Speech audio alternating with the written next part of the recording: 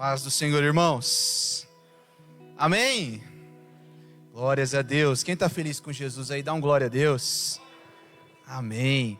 Mesmo assentado, abra sua Bíblia comigo no livro de Deuteronômio, capítulo de número 2. Deuteronômio, capítulo de número 2. Como o pastor disse, irmãos, Deus tocou o coração do pastor e vai ser ministrada aí algumas semanas. Deus abençoe, Júlia.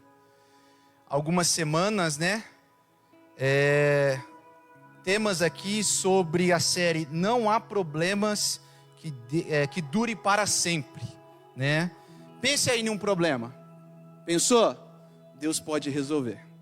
Amém, irmãos? Não tem problema que Deus não possa resolver. E aí o pastor me passou o tema sobre deserto não é problema. Nós vamos falar sobre isso. Antes, queria mandar um abraço para a Sara, a Sarinha, o Cristiano.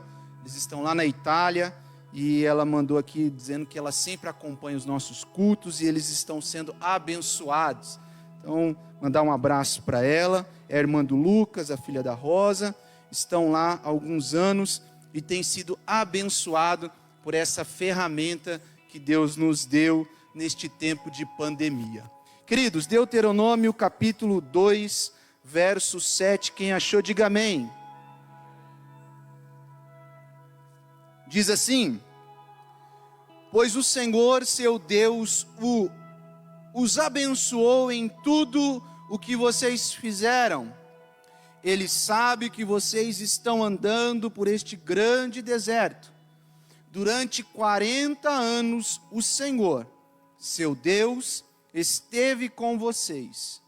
Coisa nenhuma lhes faltou. Amém, queridos? Já fomos abençoados pela oração do pastor. E o tema é: deserto não é problema. O livro de Deuteronômio é o quinto livro, né, da Bíblia. O quinto livro escrito por Moisés. É o quinto livro que compõe o Pentateuco.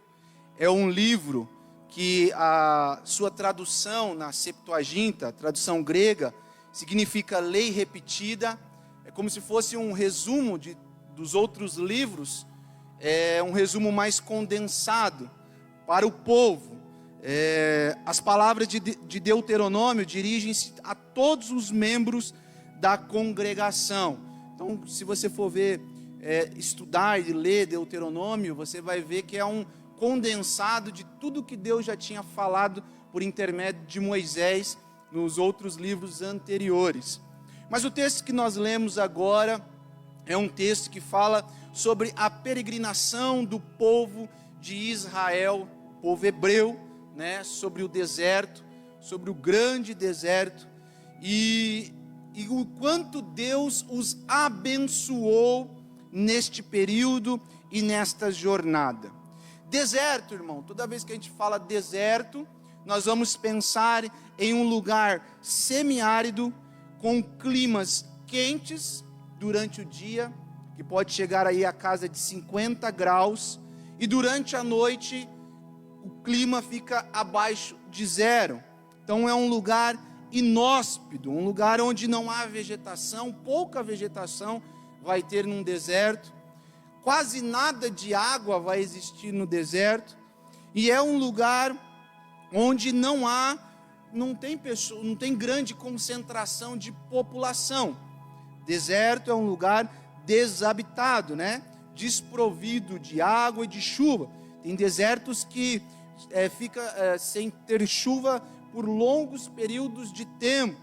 Então o deserto é um lugar, se nós pensarmos, é um lugar ruim, um lugar não muito bom. E como quando a gente fala deserto não é problema, você logo pensa: Daniel, mas como que deserto não é problema? Todo deserto tem problema, todo deserto vai ter dificuldade. Nós costumamos dizer que deserto é a faculdade do crente, né? Nós já ouvimos isso, que todo crente passa pelo deserto, porque é ali que ele adquire a sua formação espiritual. Nós vemos a história da Bíblia, grandes homens passaram por desertos, passaram por dificuldades, e Deus os abençoou, e Deus os fortaleceu. Pior, irmãos, que passar pelo deserto, é passar por ele e não aprender nada. Nós passamos pelo deserto, se nós não soubermos tirar lições do deserto, vai ser em vão esse nosso período no deserto. O deserto, ele é um tempo maior na vida do cristão, na vida do crente.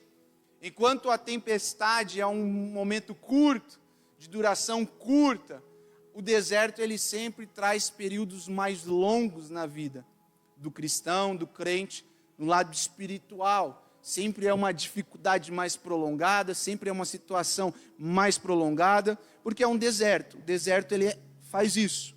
Mas olhando para este contexto, olhando para tudo, a história do povo de Israel que nós conhecemos, Deus levanta Moisés lá no Egito, Deus tira Moisés do Egito, Moisés passa 40 anos aprendendo do Senhor, conhecendo o Senhor, tendo intimidade com o Senhor.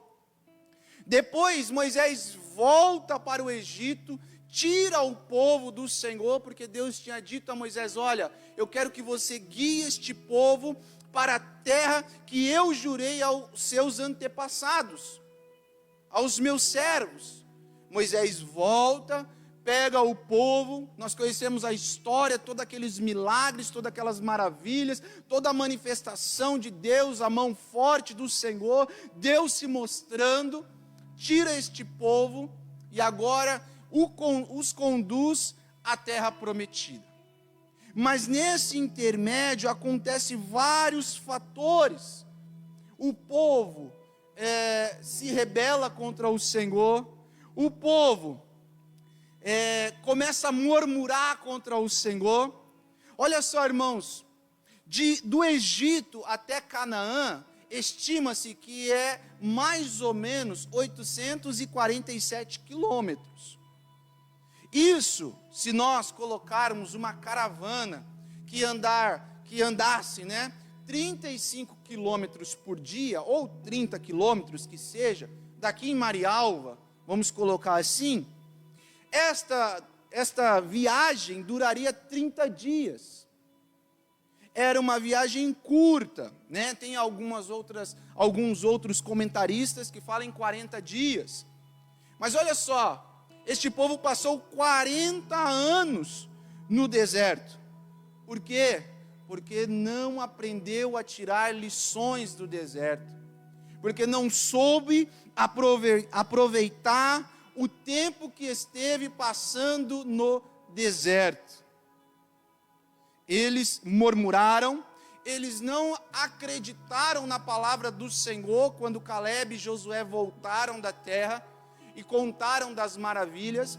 Eles disseram: vamos trocar Moisés, vamos escolher um novo líder, porque era melhor que nós tivéssemos ficado no Egito. Mesmo apanhando, nós tínhamos lá carne, nós tínhamos lá cebola, nós tínhamos lá o que nós precisávamos. Eles não aprenderam as lições do deserto. Pois bem, irmãos, o que Deus faz conosco no deserto? Olhando este contexto do povo hebreu que passou por este deserto, o que Deus faz conosco no deserto? Em primeiro lugar, Deus nos faz aprender sobre o tempo. Eclesiastes capítulo 3 vai dizer que há tempo debaixo da terra para todas as coisas acontecerem. Há tempo de plantar, há tempo de colher, há tempo de todas as coisas. No deserto, Deus nos faz aprender sobre o seu tempo. E o tempo de Deus é o Kairos, não é o nosso tempo. O tempo de Deus é diferente de nós. Kairos quer dizer momento certo. É no momento certo que Deus intervém, é no momento certo que Deus age, é no momento oportuno que Deus entra com mão forte, operando e manifestando a sua glória. é no tempo de Deus. Deus nos faz aprender no deserto sobre o tempo, não é o nosso, porque, irmãos, nós estamos vivendo em uma geração fast food, a geração do tudo rápido, quero tudo rápido, quero tudo para ontem, a cultura do imediatismo. Deus fala hoje, já tem que se realizar amanhã. Deus promete hoje, eu já quero amanhã. Deus falou hoje, se não me der amanhã, eu não estou fora. É a cultura do imediatismo. Geração fast food. Pessoas que não sabem esperar o tempo de Deus, não sabem aprender com o tempo de Deus. Israel saiu escravo. Os hebreus saíram escravo do Egito. E eles entraram como guerreiros em Canaã. Porque teve o tempo de Deus nessa história. O momento oportuno. Povo imediatista. Em Êxodo capítulo 32, diz: o povo, ao ver que Moisés demorava a descer do monte, juntou-se ao redor de Arão e lhe disse: venha, faça para nós deuses que nos conduzam, pois a este Moisés, o homem que nos tirou do Egito, não sabemos o que lhe aconteceu. Irmãos, este povo já tinha visto os milagres do Senhor, as pragas tomarem conta do Egito. Agora Moisés chega para eles e diz: olha, eu vou subir ao monte, Deus vai falar comigo, Deus vai nos dar a direção, Deus vai nos dar os mandamentos, Deus vai nos guiar. Aguardem, esperem o momento certo, esperem eu voltar. Vendo que Moisés não descia do monte, o que esse povo resolve fazer? Não, esse Moisés aí deve ter acontecido alguma coisa, morreu. Deve ter caído do penhasco, deve ter caído do monte, bateu a cabeça, está lá, não tem como socorrer. Vamos fazer deuses para nos conduzir. Nós estamos sem direção, nós estamos sem perspectiva de futuro, nós estamos sem planejamento, nós estamos sem um estrategista. Vamos fazer deuses que nos conduzam. Aí vão lá, pegam lá o ouro, pegam as pratas que tinham recebidos dos egípcios, fazem lá o bezerro de ouro e adoram. Quando Moisés desce e vê aquilo, o coração se entristece. Deus fala: eu vou matar esse povo. Esse povo não sabe esperar. Esse povo quer tudo para ontem. Esse povo não me conhece ainda, Moisés. Imediatismo. Esqueceram do tempo de Deus. Números 14, 34 diz assim, ó: segundo o número de dias em que vocês espiaram a terra, 40 dias, cada dia representado 1 ano, vocês levarão sobre si e as suas iniquidades durante 40 anos, e terão a experiência do meu desagrado. Deus falou assim, ó, os espias ficaram 40 dias no deserto, 40 dias espiando a terra. Cada dia que eles passaram espiando a terra, vocês vão ficar sobre este deserto, vagueando. Porque vocês não sabem esperar o meu tempo. Irmãos, de Horebe, aonde estavam, quando os espias foram enviados para espiar a terra, era 11 dias. 11 dias de viagem. Só que esse povo era um povo tão murmurador, era um povo que não esperava o tempo de Deus, era um povo que não sabia aguardar o tempo de Deus, que Deus fez eles ficarem dando volta. 40 anos. Enquanto todas aquelas pessoas, murmuradores, todos aqueles que não esperaram o Senhor, não morreram, eles não entraram na terra. Que nós possamos dizer, irmãos, nestes dias, como um salmista no Salmo 40, e verso 1, esperei com paciência no Senhor, e Ele se inclinou para mim e ouviu o meu clamor. Você tem esperado o tempo de Deus sobre a sua vida? As promessas de Deus? Irmãos, a palavra do Senhor diz, passarão os céus e a terra, mas as minhas palavras não hão de passar. Se Deus falou, irmãos, creia, guarde no seu coração, tenha confiança, tenha expectativa, tenha esperança, que o tempo certo, o tempo kairós de Deus, o tempo oportuno, Ele vai cumprir tudo o que Ele falou. Porque o tempo é dEle, o tempo não é nosso, não é na nossa hora.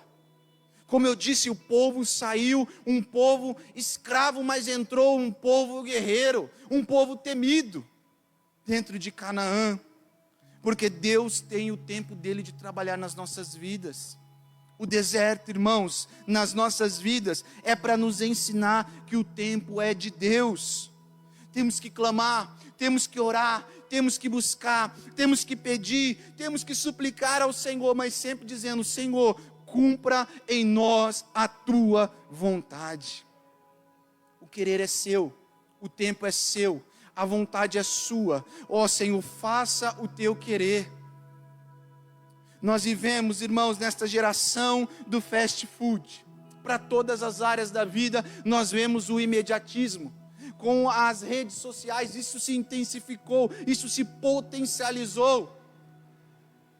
É tudo para ontem, é tudo para agora. Não posso esperar, não tenho paciência. Isso em todos os âmbitos da vida. Jovens que entram numa profissão e se não receberem aquilo que querem, não, já vou sair desse emprego porque aqui não é para mim. Pessoas que vêm para a igreja, começam a trabalhar na igreja, não, se o pastor não me der isso, se não fizer isso, eu vou sair, isso aqui não é para mim. Tudo tem um tempo, e o tempo é o momento de Deus trabalhar nas nossas vidas. Tudo tem um tempo, meu querido. O tempo de Deus é diferente do nosso. É o tempo oportuno. Às vezes a gente se para pensando: nossa, se eu tivesse a cabeça que eu tenho hoje, há 10 anos atrás, meu Deus. Mas nós precisamos deste momento. Estes momentos na nossa vida são cruciais. Por quê? Porque nos dão experiência.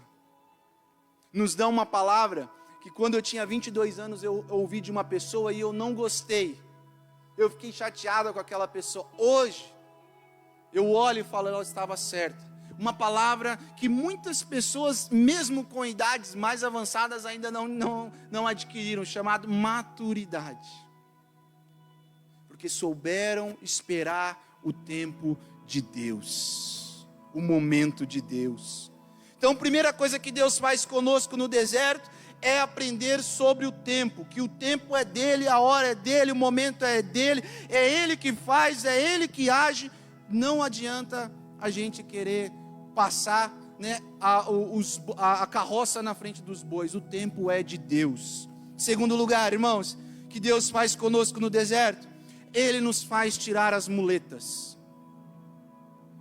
Ele nos faz tirar as muletas. Quais muletas, Daniel? Primeira coisa, do medo.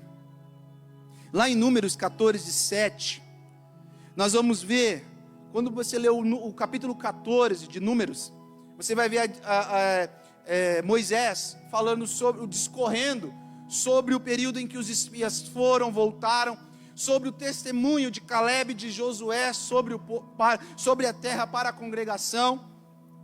E lá no verso 7, diz Caleb dizendo para o povo: a terra que passamos a espiar é terra muitíssimo boa. Se o Senhor se agradar de nós, então nos fará entrar e nos dará esta terra, que é uma terra que mana leite e mel. O que eles tiraram? A muleta do medo. Enquanto os outros 10 estavam dizendo: tá, a terra é bonita. Tá, a terra, olha, realmente tem frutos lá que um homem só não consegue carregar. Mana leite e mel. Tem pastos e mais pastos a perder de vista. Enquanto, mas, porém, tem homens grandes, fortes, poderosos, que vão nos esmagar. Nós somos como gafanhotos. Os 10 estavam dando este testemunho. Mas Josué e Caleb, com o coração quente, dizendo: não, tudo bem, tem todo este povo aí, forte, poderoso, mas Deus é um Deus que está conosco, e estes homens serão como pão nas nossas mãos, nós os devoraremos.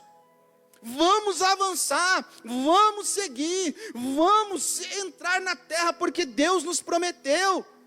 E os outros estão dizendo, não, mas não, vamos voltar, vamos desistir dessa empreitada. Quantas vezes nós estamos no deserto, Deus está dizendo, avance, vamos avançar, e nós estamos, não, mas não é bem assim, não, mas é a muleta do medo. Caleb e Josué disseram, não, vamos avançar, rasgaram as suas vestes, se prostraram diante da congregação, e Deus disse para Moisés, olha, fale para Josué e Caleb, que só eles vão entrar na terra, porque eles não duvidaram dos meus feitos, do meu poder. Segunda muleta que o deserto nos faz tirar, é a muleta do passado. No deserto, quando Jacó está voltando para ter um encontro com seu irmão, primeiro encontro que ele tem é com Deus, lá em Gênesis 32, no versículo 27, aquele anjo que apareceu, que é uma personificação de Cristo, diz assim para ele, qual é o seu nome? Isso que eu acho interessante, porque quando seu pai perguntou qual era o nome, ele disse, meu nome é Esaú, mas agora, diante de Deus, no deserto, Deus pergunta, qual é o teu nome? Porque queria que ele se lembrasse do passado dele, da história dele, daquilo que diziam dele, meu nome é Jacó, enganador, aquele que passa os outros para trás, usurpador. Mas Deus estava mostrando para ele, não filho, agora não é mais Jacó o teu nome, porque você vai tirar esta muleta do passado, isso que te atrapalha, isso que convive com você. Teu nome agora vai ser Israel, porque você lutou com Deus e com os homens e prevaleceu. Quantas vezes nós estamos no deserto e pensando no nosso passado, pensando na nossa história. Ei, Deus está dizendo para você hoje, como o pastor disse, hoje cedo, Psyu, preste atenção. Se você está no deserto, esqueça o teu passado, porque Deus quer que você olhe para frente, quer que você avance, quer que você olhe para Canaã, aonde mana leite e mel. Esqueça o que passou, esqueça o que viveu. Deus quer fazer uma história nova, é um novo de Deus. Não fique se apegando ao passado, não fique como coveiro, desenterrando coisa que está enterrada. Creia que neste deserto Deus quer te ensinar, Deus quer te aperfeiçoar, Deus quer te preparar para entrar na terra de Canaã. Deus quer fazer com que você pegue e tome posse das promessas que Ele te fez. Mas no meu passado, na minha história, esqueça isso. Deus quer que você avance, fique seus olhos da terra prometida, creia que Ele está com você no deserto, creia que Ele está cuidando de você, creia que Ele está fazendo sobre a sua vida. Tem uma ilustração que diz que um mestre e o seu discípulo estavam passando por uma estrada e avistaram um casebre.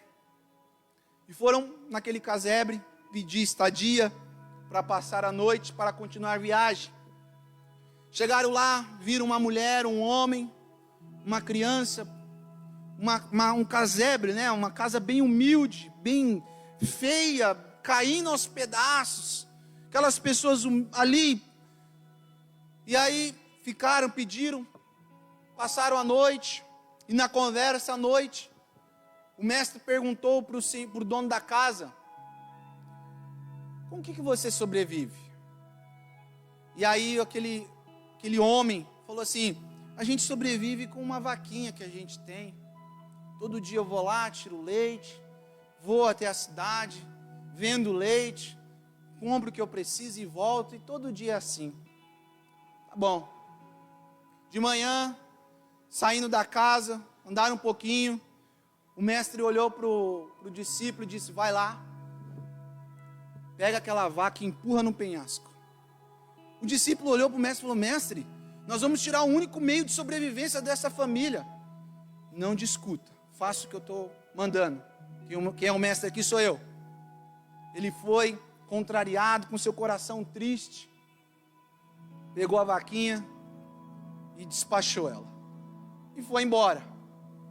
Passou-se uns anos, aquele discípulo agora tinha crescido, amadurecido, tinha tomado o lugar do seu mestre, e ele guardou aquilo no coração, porque ele imaginara que tinha feito mal àquela família. Ele falou: eu tenho que voltar lá, eu tenho que saber o que aconteceu com essa família, eu tenho que pedir perdão, porque foi culpa minha.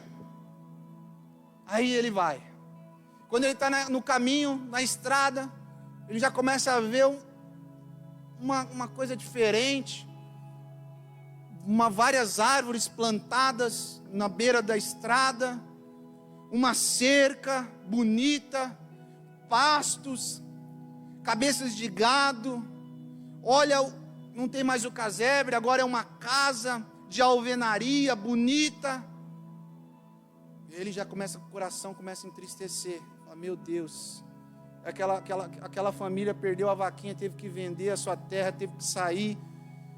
E agora? E foi chegando, entrou, bateu palma, uma pessoa atendeu, um empregado, disse: eu queria falar com o dono da casa.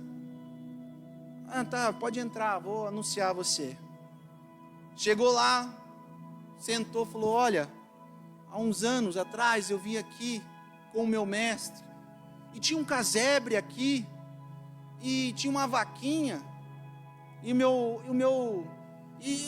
e assim, a gente foi embora, e não quis contar o que tinha acontecido. Falou: e a família que estava aqui, o que aconteceu? Porque está tudo novo aqui. Aí aquele homem falou para ele: não, era nós que morávamos aqui, eu e meu pai e minha mãe. Mas como? Vocês perderam a única renda de vocês, e agora tudo isso aqui? É verdade. Nós não sabemos o que aconteceu com a nossa vaca. De manhã, quando nós fomos lá pegar o leite, ela tinha sumido.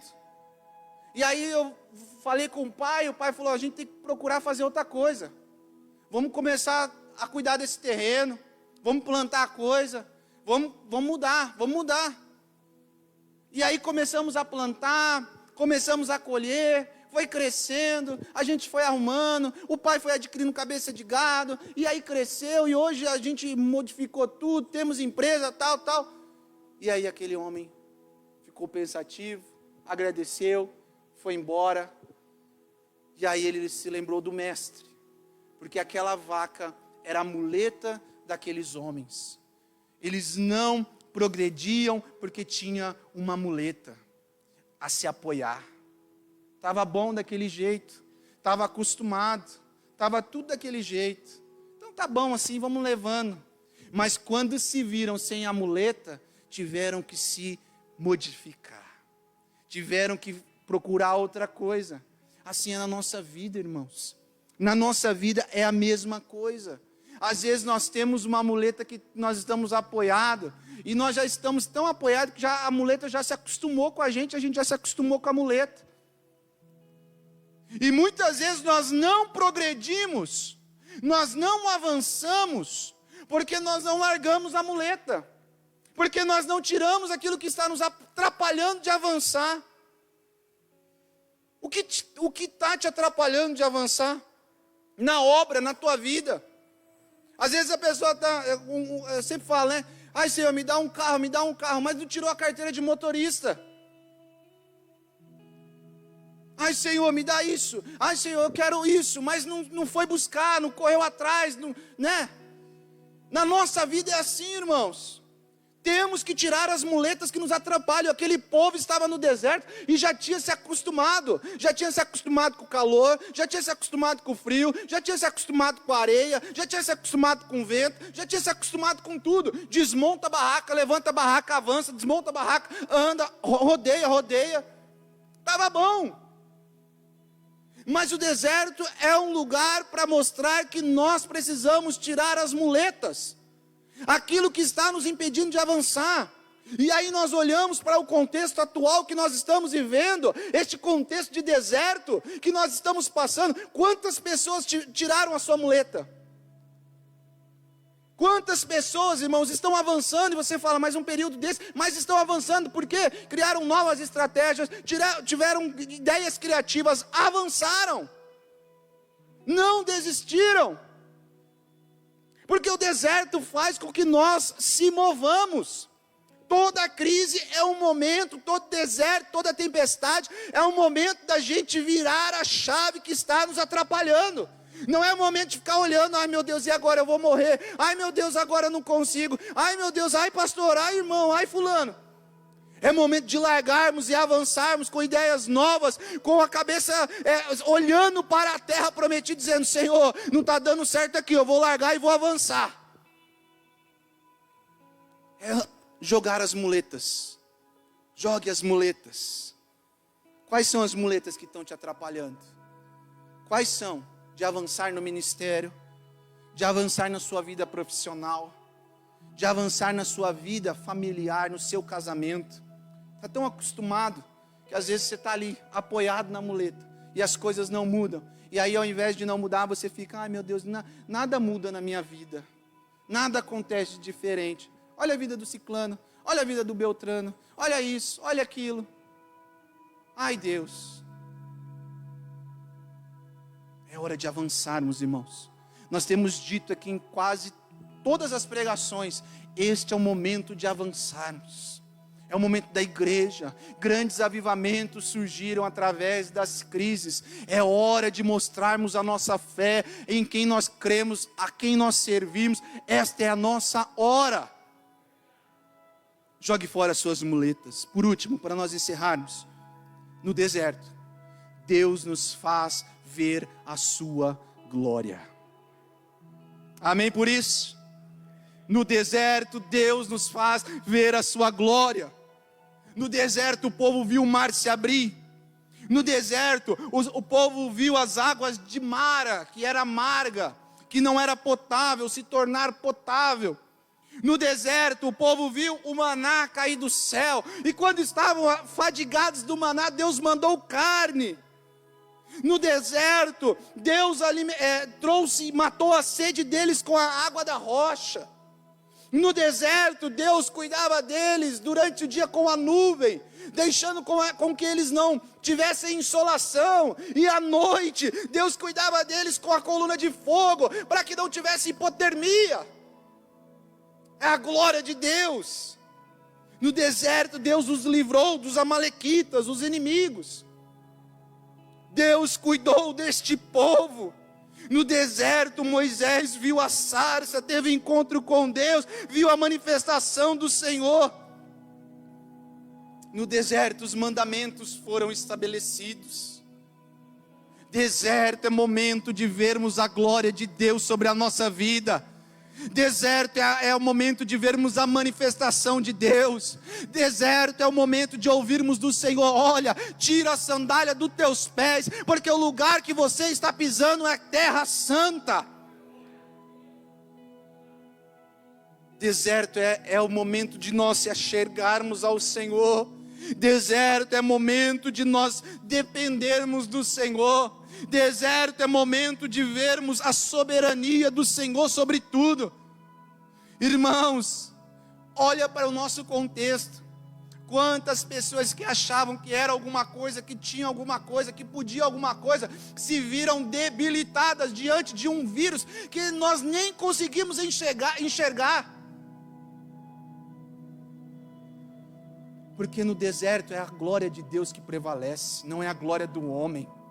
Não é os feitos do homem, não é o eu saber, não é o eu conhecer, não é o eu poder, não é o quanto eu faço.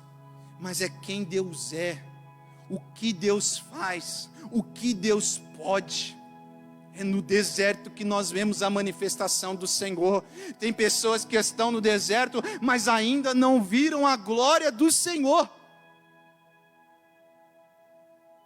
Não perca esta oportunidade. Salmo 107, versículo 35 ao 38 diz: transforma os desertos em açude e a terra ressecada em fonte. Ali assentam os famintos para fundarem uma cidade habitável, semearem lavouras, plantarem vinhas, colherem uma grande safra. Ele os abençoa e eles se multiplicam e não deixam que os seus rebanhos diminuam. No deserto, Deus faz nascer coisas novas. No deserto, Deus nos transforma, irmãos. Aquele povo saiu escravo. Os murmuradores ficaram para trás. Deus não gosta de povo murmurador. Irmãos, o deserto foi o lugar que mais a manifestação e os milagres de Deus aconteceram. Mas lá também tinha um povo incrédulo, que não receberam as bênçãos que Deus tinha prometido. Porque Deus não gosta de gente que fica, ai, não vai dar certo. Ai, Deus, ai isso, ai aquilo. Será mesmo? Mas os valentes que perseveraram, que não desistiram, que não abandonaram, que não desfaleceram a sua fé, que depositaram a sua confiança no Senhor, que sabiam em quem estavam, que sabiam em quem estava crendo e em quem eles serviam, estes entraram na terra que mana leite e mel. Estes avançaram, estes prosseguiram. Deus nos faz ver a sua glória. Ele nos faz aprender sobre o tempo. Ele nos faz tirar as muletas. E Ele nos faz ver a glória dele sobre as nossas vidas. Se coloque de pé comigo.